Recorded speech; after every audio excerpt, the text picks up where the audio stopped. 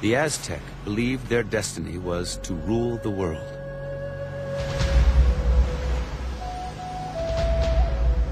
Now, at the height of empire, Moctezuma listened to his dreams and saw the signs. They foretold disaster.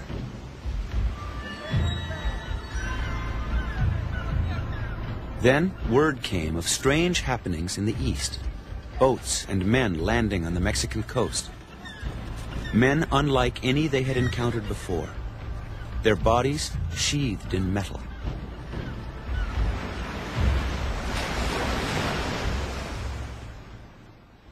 Moctezuma sent scouts to the coast to find out more about the new arrivals. They were very white. Their eyes were like chalk.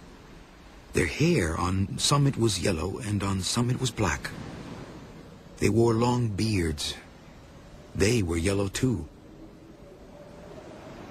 The strangers had landed on the Gulf Coast. That was also disturbing information. Centuries earlier, the banished priest from the cult of the feathered serpent, Quetzalcoatl, had left Mexico from the same coast, promising one day to return. Another prophecy that threatened Moctezuma. If he comes in the year one reed, he strikes at kings. It was now the Aztec year one reed. Whether Moctezuma believed the prophecy or not was of little importance. He knew that many subjugated people throughout the empire embraced the story of the feathered serpent and awaited his return. For it was in their hearts that he would come to land to reclaim his kingdom. Whoever these invaders were, whether they represented Quetzalcoatl or a foreign power, Moctezuma could feel the threat to his empire. And his fears were justified. Spanish conquistador Hernando Cortés had landed in Mexico. It was said that first he dreamt that Quetzalcoatl would return. After that, when he saw Hernán Cortés and the others, he thought, he has come. Quetzalcoatl has come. Only he was wrong. Another had come, someone with evil intentions, because Cortés did not come with religious faith or to do good things. He came to commit terrible crimes against the Mexica. As a diplomatic gesture, Moctezuma sent emissaries carrying the costume of Quetzalcoatl, which they presented to Cortés aboard his ship. Cortés responded with a display of force. He ordered the Aztec delegation shackled and forced to watch as his men fired a Lombard cannon in a thunderous hail of fire and smoke, blowing apart a tree on shore. The astonished emissaries were released, and they raced back to Tenochtitlan. Moctezuma received the news with alarm. Spanish weapons and armor were formidable, and it would be only a matter of time before tributary states chafing under the yoke of Aztec oppression would join the conquistador.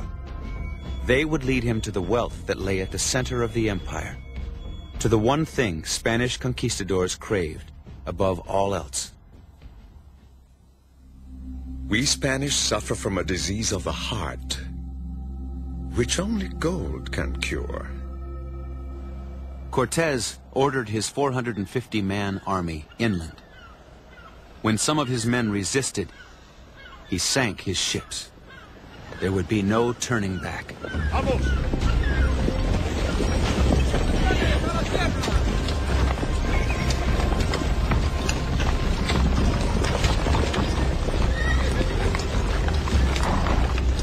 The army moved relentlessly toward the Valley of Mexico.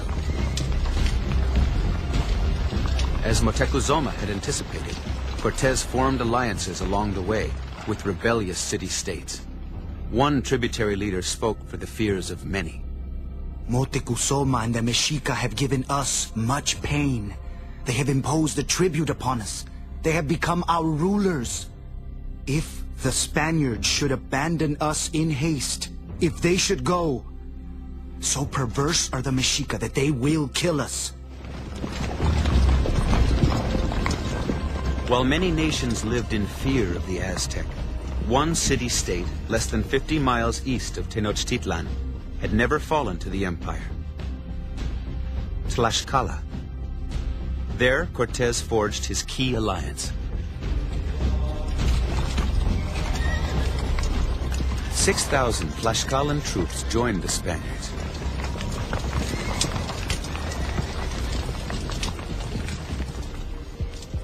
As reports reached the Aztec capital, some of Motecuzoma's advisors argued for a decisive military campaign.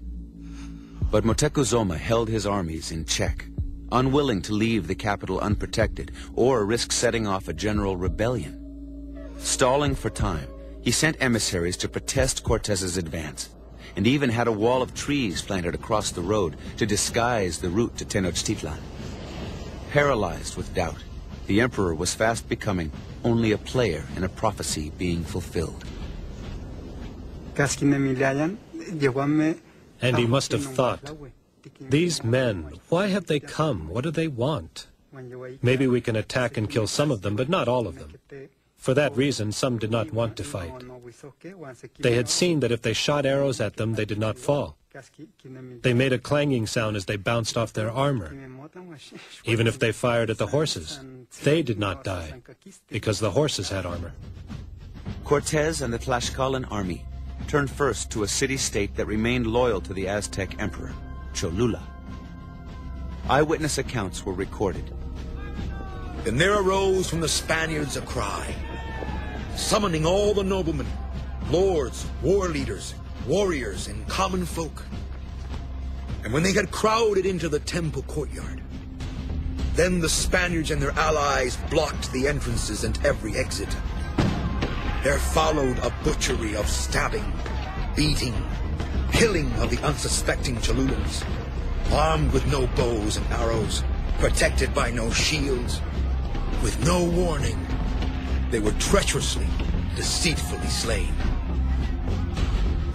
6,000 Cholulan citizens lay dead in the streets.